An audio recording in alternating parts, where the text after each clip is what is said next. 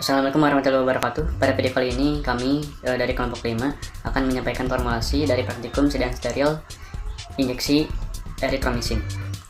Perkenalan terlebih dahulu. Di sini saya sendiri Sony Saifullah dan ada teman saya Pina Francisca dan yang terakhir yaitu Ena Maria. Di sini zat aktif yang digunakan yaitu eritromisin dalam jumlah 5 vial, dosis ampunnya 500 mg per mili. Untuk metode sterilisasinya kami menggunakan sterilisasi akhir dengan autoclave. Untuk formula yang dipilih yaitu ada eritromisin lactobionat 0,75 gram, benzalkonium klorid 0,01 gram per mili, kemudian NaCl 3,804 mg, untuk aqua pro injeksi ad 10 mili. Kemudian untuk alasan pemilihan dalam formula kenapa eritromisin lactobionat yang dipilih yaitu karena kelarutannya larut dalam air, sementara eritromisin biasa sukar larut dalam air 1,5 gram. Di sini eritromisin sendiri dia tuh termasuk golongan antimikroba yang menghambat sintesis protein mikroba. Yang kedua ada benzalkonium klorid, dia digunakan untuk sebagai pengawet dengan aktivasi antimikroba pada konsentrasi 0,01% sampai 0,02%. Yang ketiga yaitu ada NaCl, dia sebagai pengisotonis. Kenapa di sini digunakan pengisotonis? Karena sediaan kita itu hipotonis. Yang terakhir yaitu aqua pro injeksi, dia digunakan sebagai pembawa dalam semua cairan tubuh.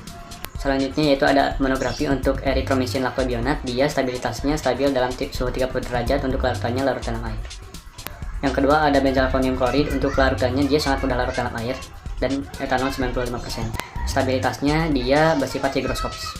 Untuk NaCl kelarutannya satu bagiannya larut dalam 3 bagian air. Untuk stabilitasnya larutan sodium klorid, tetapi dia menyebabkan pemecahan partikel. Yang terakhir yaitu ada aqua pro injeksi, untuk stabilannya stabil secara kimia dan bentuk fisika bagian dingin cairan uap. Saya akan membahas perhitungan tonisitas di mana menggunakan rumus penurunan titik beku di mana tonisitas sama dengan W dikurang 0,52 dibagi 0,576. Di mana kita menggunakan nilai delta TB, eritromisin dan benzalkonium klorida. Hasil yang didapat adalah 0,519% yang menandakan bahwa sediaan yang kita buat positif hipotonis. Agar membuat sediaan menjadi isotonis maka perlu ditambahkan NaCl sebanyak 3,804 mg per mili. Perhitungan bahan untuk 1 unit di mana 1 vial volume 10 mili, eritromisin yang digunakan adalah 0,750 gram, benzalkonium klorida 0,01 gram, dan natrium klorida 0,03804 gram.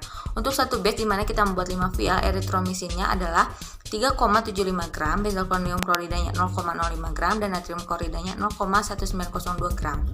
Beralih ke prosedur, di mana bahan-bahan yang sudah disiapkan tadi dilarutkan dalam aqua pro injeksi bebas CO2. Bahan-bahan yang dilarutkan adalah eritromisin, benzalkonium klorida, dan natrium klorida.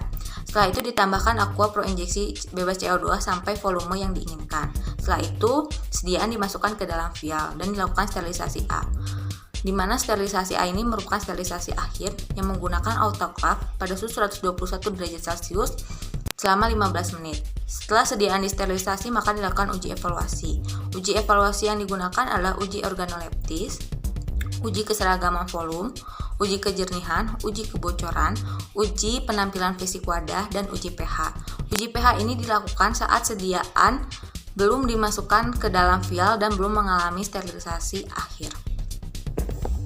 Karena zat aktif digunakan merupakan antibiotik yang dimana pemberian antibiotik ini dapat digunakan secara berulang atau lebih efektif dan efisien dalam penggunaannya. Kemudian ada mekanisme kerja sendiri dari eritromisin ini akan bekerja dengan cara menembus membran sel bakteri dan mengikat subunit ribosom 50-70S atau dengan area P atau donor tRNA sehingga pengikat tRNA ke area donor terhambat. Dengan demikian bakteri tidak dapat melakukan translasi RNA. Kondisi ini menyebabkan bakteri tidak dapat mensintetis protein sehingga pertumbuhannya dan akan terhambat dan kemudian mati.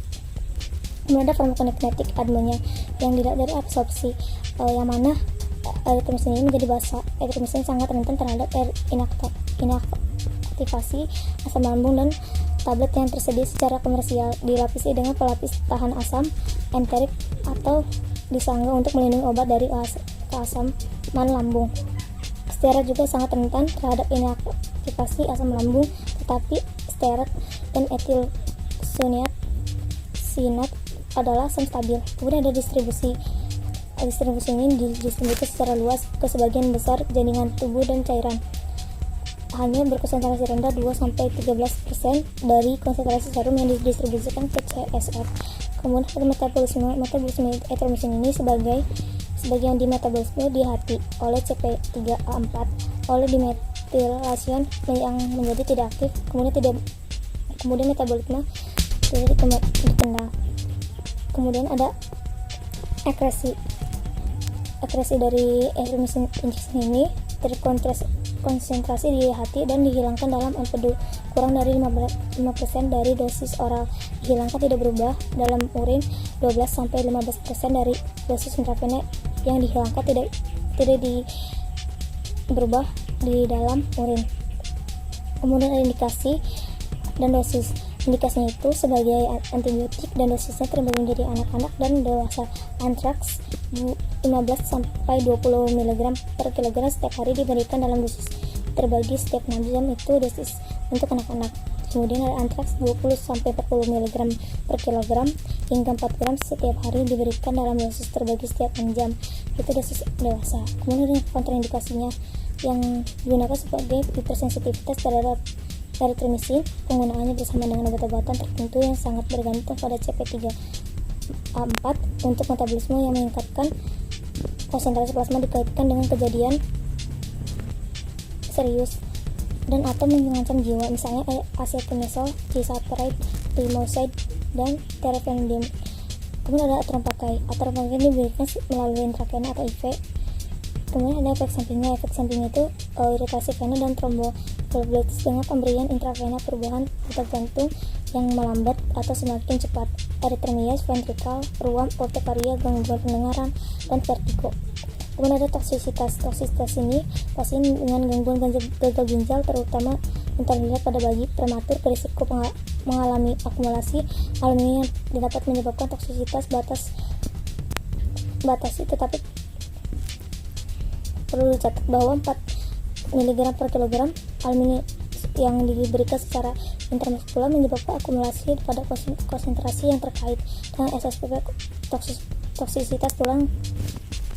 Kemudian ada interaksi obatnya. Penggunaan yang bersamaan dengan lovastatin akan membutuhkan kehati-hatian karena rhabdomyolysis dengan atau tanpa gangguan ginjal yang telah dilaporkan. Obat yang dipengaruhi ritme detak jantung seperti amiodaron, dofil, cisapride, dan pinosid, dan quinin. Sekian dari pemaparan kelompok kami. Terima kasih.